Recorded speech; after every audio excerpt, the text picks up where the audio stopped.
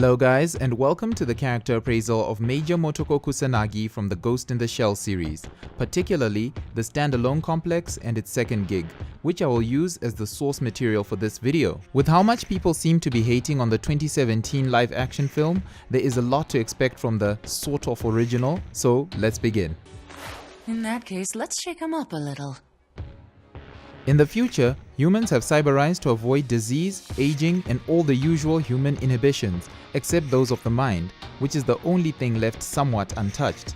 That is the society presented in this series, and let's just say that corruption and villainy does not seem to have gone anywhere either. It's quite the mature and political espionage anime, whose episodes may stand alone, but when seen as a whole, they create a very cohesive and complex story. See what I did there? Motoko Kusanagi is a woman of mysterious origin who is fully cyberized and appears to have grown up as such.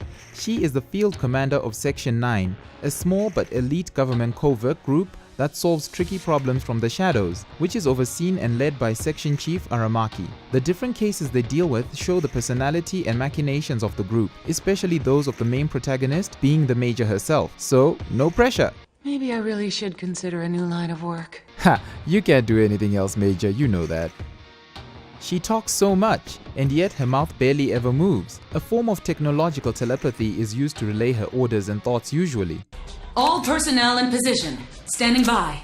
Her facial expressions reflect how she feels, but at the same time, her poker face is unparalleled, as she can give the most penetrating, unblinking looks you will ever see. Good thing is that we get to hear her commands, so to us, we can relate, but the same cannot be said for those in her society. All they see is a silent, intimidating woman coming for them. You cannot box her into hero or anti-hero, as she works for duty and self-preservation, but still has all the qualities of a caring, loyal comrade and citizen. She is enigmatic and is the true question as to the extent which a human loses their humanity after being cyberized. And for a being that is completely cybernetic, she is the one who is most human and relatable, not only in Ghost in the Shell, but in anime in general.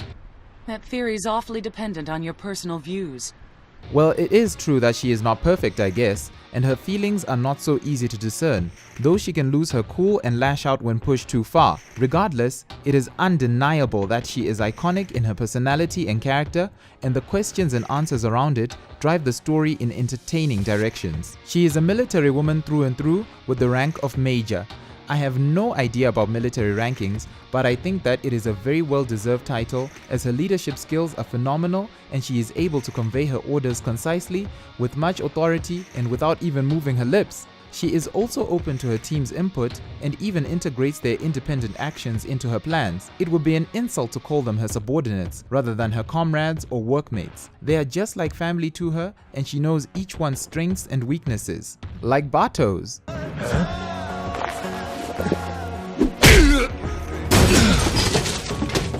So long as you can turn an opponent's overamped aggression against him, the female model is just fine. She is able to think objectively without getting too attached, and when she looks at an enemy, she also sees the possibility of a future ally, or vice versa. She is sassy and dresses provocatively for a military woman on active duty, and very open and forward in terms of her sexuality. Saucy, actually. Well, since she is part of an elite task force that is not supposed to exist, it makes sense that she is so free in her attire. She does get appropriately dressed for public appearances though. She could have chosen any form that she likes, but she stuck with that of a woman, and I think that she did this to show the boys that she is proud of being such, and a symbol that gender issues will always exist no matter how far we advance technologically. This is significant, as it shows her independent and confident personality, and she does take advantage of her feminine wiles sometimes. I have a personal matter that maybe you could help me with.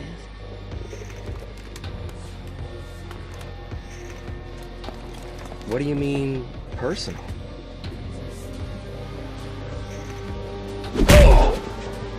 Sorry, lover. Had I let you keep going in that way, you'd have gone into cardiac arrest. She has excellent investigative and deductive skills coupled with Class A hacker skills. She not only deals with action in the real world, but also has a brain that allows her to understand and process coding with few who can rival her. And in this respect, I have not seen anyone who takes as many risks as she does. She is street smart and very willing to play dirty to catch a suspect.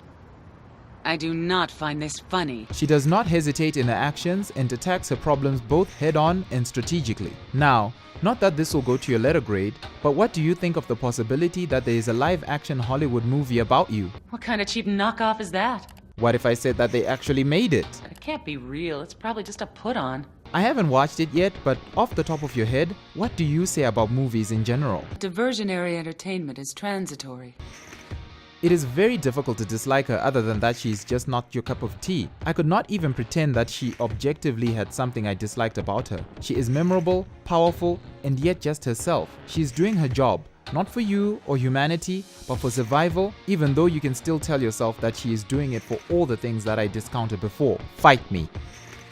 She is a character who is living in a world that you see through her and her peers. It immerses you, not to impress, but to show you the future, and all you can do is watch. And if you happen to enjoy, then that's even better. This is the type of story that pulls you into itself, and she is at the very center of it.